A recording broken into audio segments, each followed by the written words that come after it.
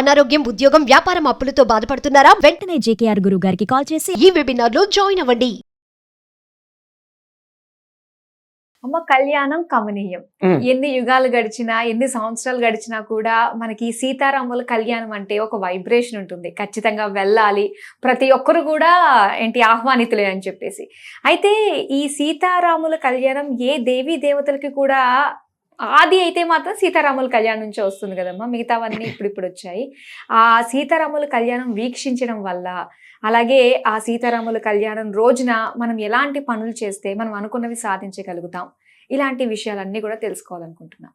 చైత్ర శుద్ధ నవమి బుధవారం, శ్రీ విళంబినావి సంవత్సరం, పునర్వసు నక్షత్రంలో మధ్యాహ్న సమయంలో కర్కాటక లగ్నంలో సూర్యుడు మేషరాశిలో ఉండగా 5 గ్రహాలు ఉచ్చస్థితిలో ఉండగా దశరథ మహారాజు భార్య కౌసల్యాదేవికి కుమారుడు జన్మించాడు.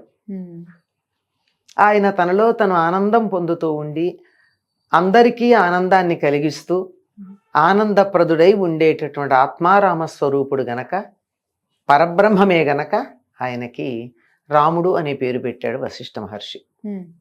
నిజానికి శ్రీరామనవమి రాముడి యొక్క జన్మదినం. కానీ ఈనాడు కళ్యాణం చేయడం అనేది తెలుగు వాళ్లకు ఒక అలవాటు అయిపోయింది.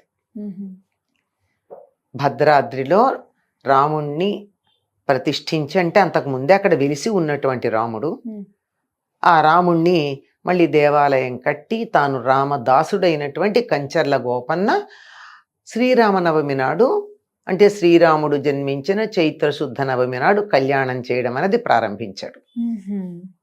దానితో తెలుగు వాళ్ళందరూ ఆనాడు కళ్యాణం చేస్తారు. మీరు ఉత్తర దేశానికి వెళ్ళండి, ఆ రోజు కళ్యాణం ఉండదు. మళ్ళీ సెపరేట్ ఉంటుంది అంటారు వాళ్ళు కళ్యాణం చేయడం. అలా ఏముండదు.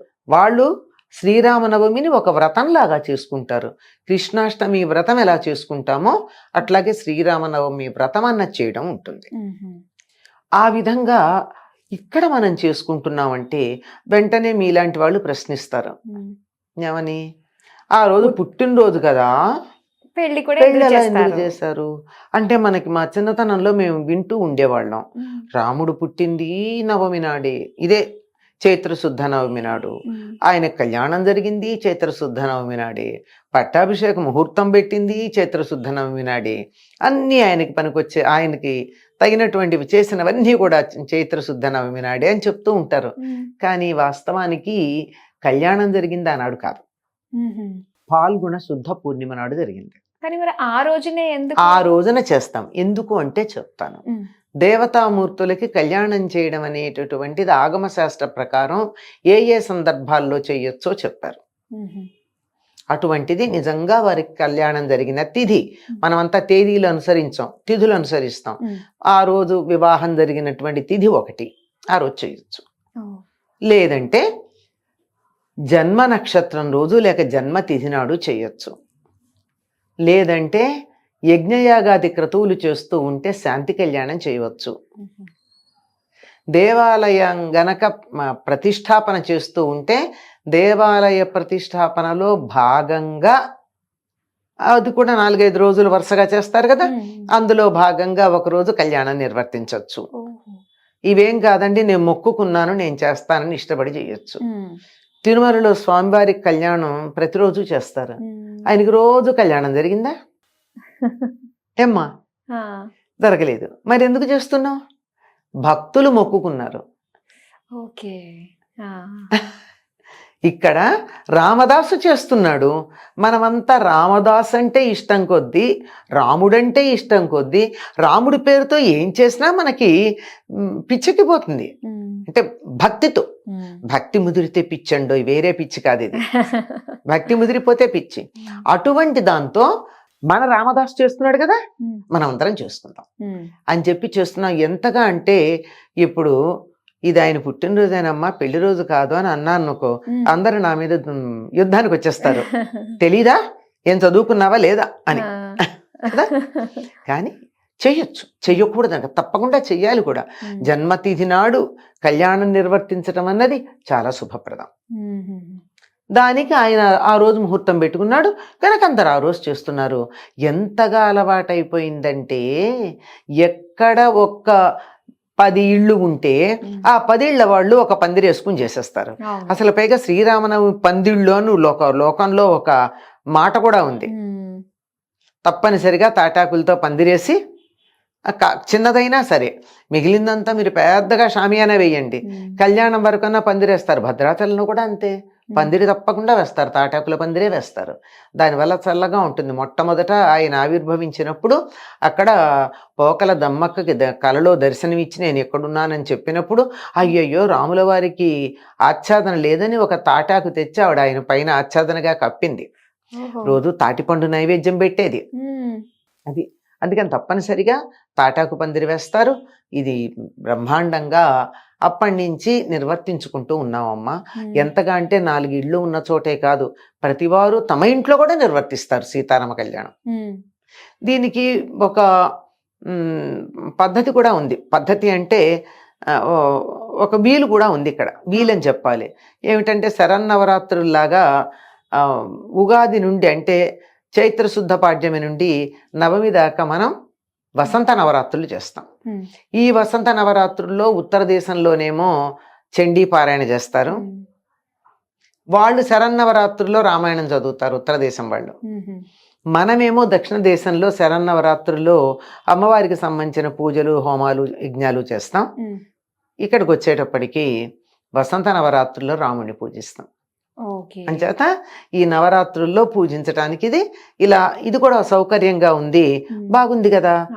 పాడ్యమి నుండి మొదలుపెట్టి 8 రోజులు పారాయణ చేసి 9వ రోజున ఆయన పుట్టినరోజు నాడు కళ్యాణం చేసుకుంటే చాలా చక్కగా అనువుగా సుకరంగా జరిగిపోయింది.